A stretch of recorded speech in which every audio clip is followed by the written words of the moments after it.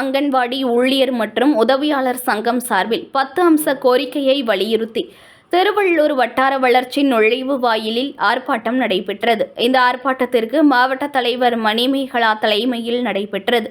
இந்த ஆர்ப்பாட்டத்தில் அங்கன்வாடி ஊழியர்கள் மற்றும் உதவியாளர்களை அரசு ஊழியர்களாக அறிவித்து கிரேட் 3 மற்றும் கிரேட் 4 அரசு ஊழியர்களாக முறைப்படுத்தி குறைந்தபட்ச ஊதியம் ஊழியர்களுக்கு 26,000 ரூபாய், உதவியாளர்களுக்கு 21,000 ரூபாய் வழங்க வேண்டும்.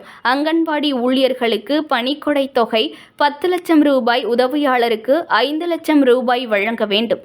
அங்கன்வாடி ஊழியர்களுக்கு உதவியாளர்களுக்கு குறைந்தபட்சம் DA உடன் கூடிய குறைந்தபட்ச ஓய்வூதியம் 9,000 ரூபாய் வழங்க வேண்டும். பணி பாதுகாப்பு வழங்க வேண்டும் உள்ளிட்ட 10 அம்ச கோரிக்கைகளை வலியுறுத்தி ஆர்ப்பாட்டத்தில் ஈடுபட்டனர்.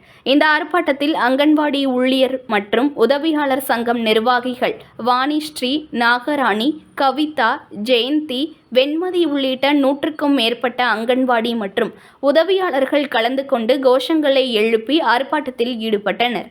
News1 தமிழை லைக் பண்ணுங்க, கமெண்ட் பண்ணுங்க, ஷேர் பண்ணுங்க, மறக்காம சப்ஸ்கிரைப் பண்ணுங்க.